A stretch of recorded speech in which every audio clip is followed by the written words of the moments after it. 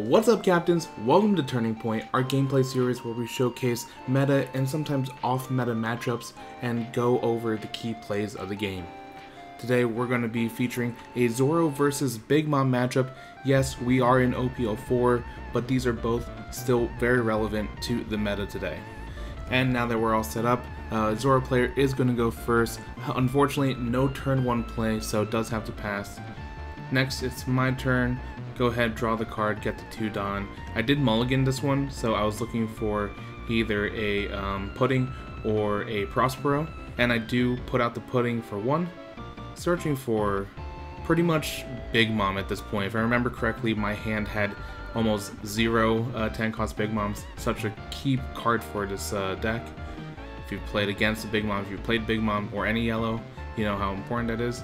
Fortunately, don't seem to see it in my search. I do get the new 4-cost blocker Sanji, which honestly is not that bad of a find. And then I go ahead and pass. Gonna speed up the setup of all these subsequent turns, so just to keep you in the loop. So Zoro player does go 5 into life. Go ahead and take it because my general strategy is I want to get to 3. Then for 2, does play the Dan, searches for 5. And obviously I didn't see it then, but looking at the camera, looks like there's a couple of choices here. Does pick the buggy.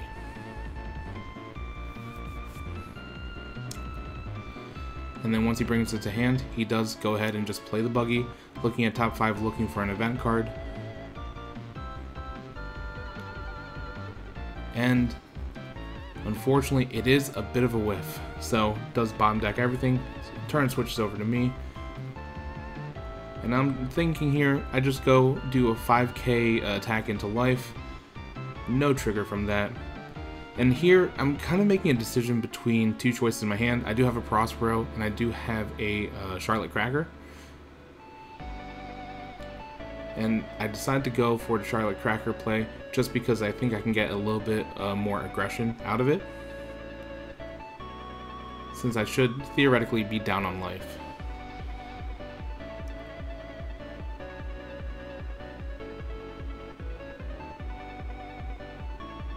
So here, turn passes, he will go ahead and put 1 Don onto Zoro, and then 1 onto Buggy. Does the 5k swing into life. And while I'm thinking about counters, generally speaking, I do want to try and get to 3 life, but decide when I want to do it. So I'll go ahead and counter this one, knowing that another attack is incoming. And this one I will let through. This one's an unexpected trigger, because I didn't put it into my life, so I do go ahead and Thunderbolt the Curly to Dan. Maybe a little bit aggressive, but... And then he does go ahead and Fire Fist both of my characters off the board, trashing the kick course. Turn passes. There's not a whole lot of small cards in my hand, so trying to think, what can I do? What's the most reasonable thing for me to do? I decided to just load up Big Mom in this turn, so putting 3 onto her and swinging at the buggy just in case of counters. Does not counter out of it. Also, I will trigger the ability, putting 1 card from life into my hand, and then putting a card from my hand into life. And then from here, I finally do make that Prospero play. And then pass turn from there.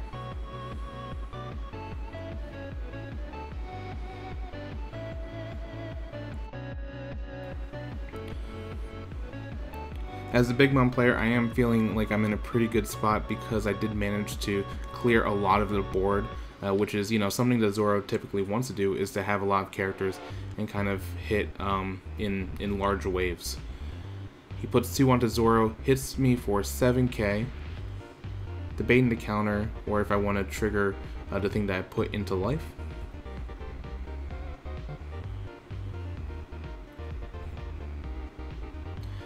Here I do decide to just put down 3k in counters. And he did ask just to read what Big Mom's ability is, just to double check. Make sure he's not missing anything. And then for 3 does play the Rush Zoro. Puts 1 more onto Rush Zoro and swings in for 7k power. 1k from the leader Zoro and 1k from the Dawn. I go ahead and take that, and then I will trigger the ability trashing a Prospero. And then turn switches over to me. I'm now at 8 life. You can see me counting, and for anyone who's played against or played any of the yellow, 8 Dawn is pretty important. So I go ahead, swing 5 into character Zoro, see if he takes it.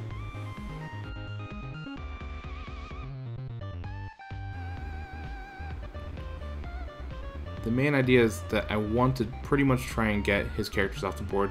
He does end up countering with Jozu. I then swing another 5 into the character.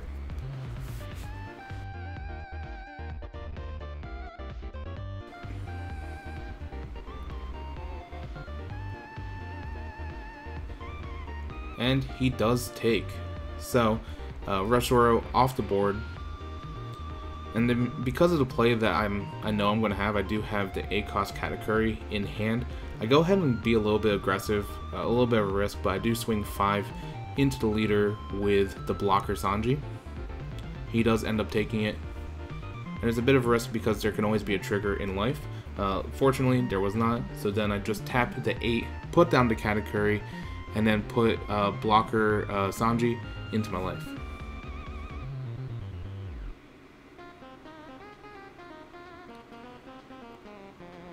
And then from there, I will pass turn. So pretty fortunate that in this part of the game, I still have 3 life and then he still has 3 life, and I'm feeling pretty good about my prospects. And that's really the power of 8 cost Katakuri, in my opinion, is the ability to heal yourself.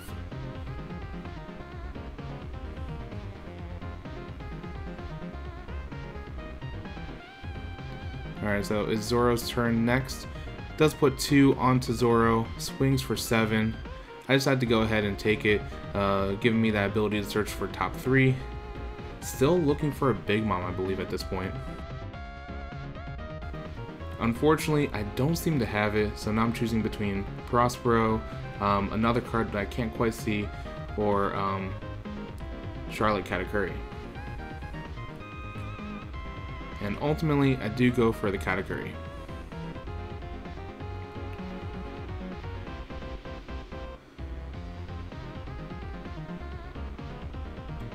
Only reason I was really debating between the other 2 was because they were searchers. Zoro then goes ahead and plays 5 cost Marco. No targets for that KO ability, but it is a good sticky body for Red to have on the board. Turn passes, I get to my 10 Dawn life. At this point, he's most likely anticipating a 10 cost Big Mom.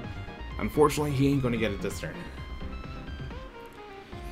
So at this point, I do got to figure out what I can do to kind of make things. So at this point, I am trying to figure out how can I use this Dawn effectively. So I go ahead, put 2 onto Big Mom. I'm going to swing 7 into the leader, activating the ability.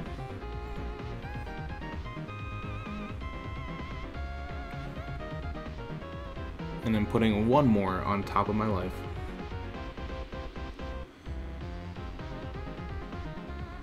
He goes ahead and plays the kick course counter, trashing Diable Jambe, which does mean that he counters out of it. And I'm counting my Dawn. He knows that I have an 8 cost Katakuri, but it doesn't really seem like there's. I mean, I have no targets to bounce to my life that make a bunch of sense. So I do go ahead, swing 8k into Zoro. He takes the life, no trigger.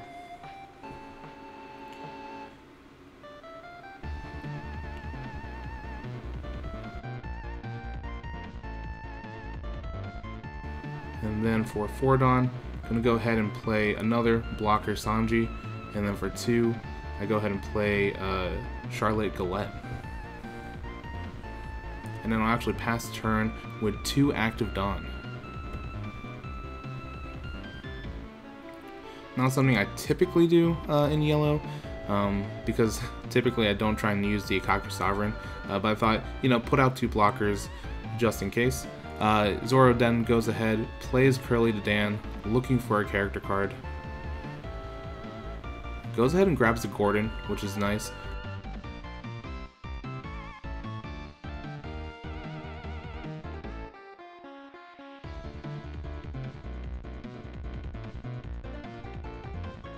Goes ahead and plays the Gordon and then activates the ability to give Katakuri minus 3k, which is honestly pretty clutch. Goes ahead, Fire Fist, trashing the... Well, I didn't see what event it was, but does trash the event, KOing both the Galette and the Katakuri. So that's pretty good value.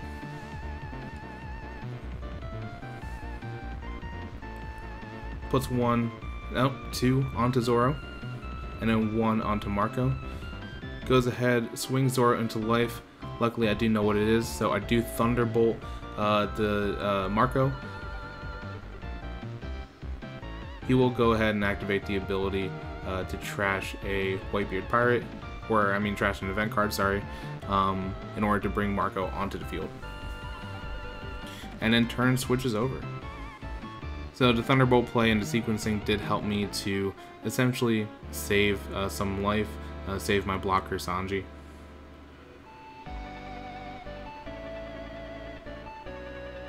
So I'll go ahead, getting a little aggressive knowing that I have a 8 cost in hand. So put one onto the Sanji, swing 6 into Marco, goes ahead and counters out of it.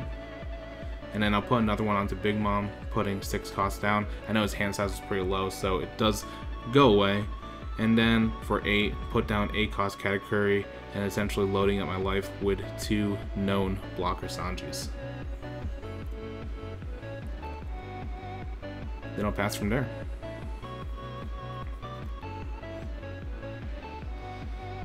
So yeah, I'm feeling pretty good about the positioning here. So Zoro player does go ahead, counts out that 9 Dawn, which is scary, and plays Whitebeard plus 2k onto the leader. And then he is going to swing 7 into my leader. I'm going to attempt to counter out of this with just 2k. Then he points out that, oh, he's at 7. So now I got to rethink my strategy a little bit. He did mention it in game, I just completely forgot. Changed up the game plan a little bit, but ultimately I take it and then I go ahead and just trash the Streusen that he saw earlier.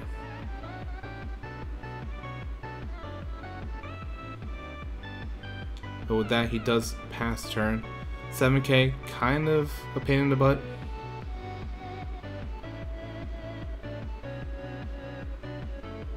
But thinking about it, and I think I actually just drew into my 10 cost Big Mom, so I kind of know what I'm going to do. Swing 8 into the leader, see if he takes it. Does ultimately take it. And then for 10, the 10 cost Big Mom arrives.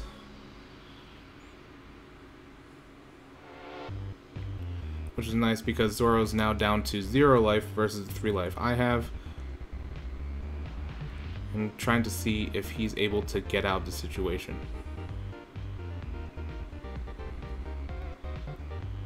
With a limited hand size, by the way. I think he only has 2 cards at this point.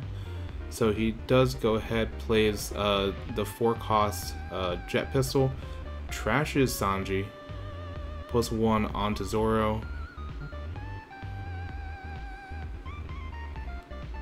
puts 2 more onto Zoro, does an 8k swing into, I believe, Katakuri's his target. Trying to decide if he's worth countering out of it. Do go ahead and counter out of that one, knowing that, yeah, Whitebeard's coming in, KO's Katakuri, and then 5k Curly to Dan hit.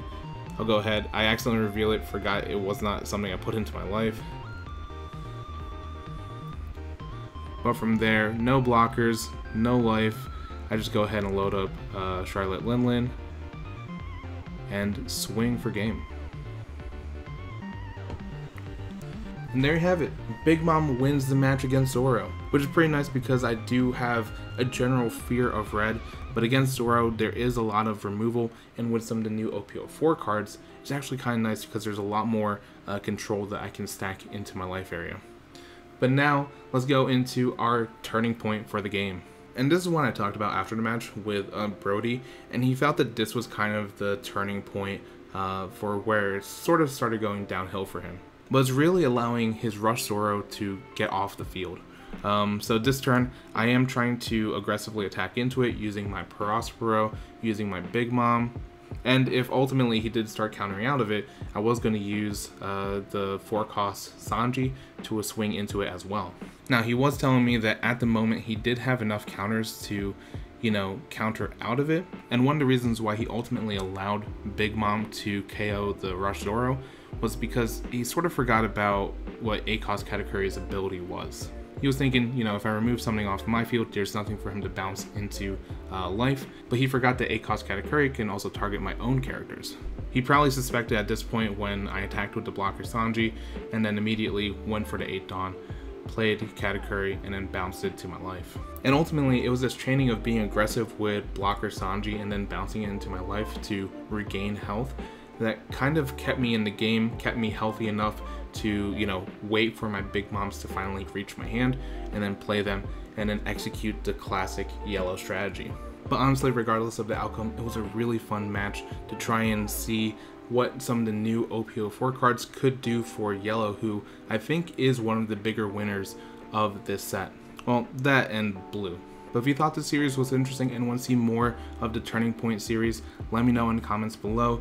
Hit a like, hit the subscribe button so you can catch more gameplay. I'm starting to record more at my locals, so much so that my phone filled up, so there's actually one sort of semi-corrupted game that I think I'm going to turn into a different series that I'm calling Locals, which is a little bit more loose, a little bit more casual. So lots of awesome gameplay footage ahead. And then let me know, what matchups do you want to see? What's the most relevant for your locals, for your tournament prep? Would love to try and accomplish that. And if you want to see more OP04 content, check out this video here.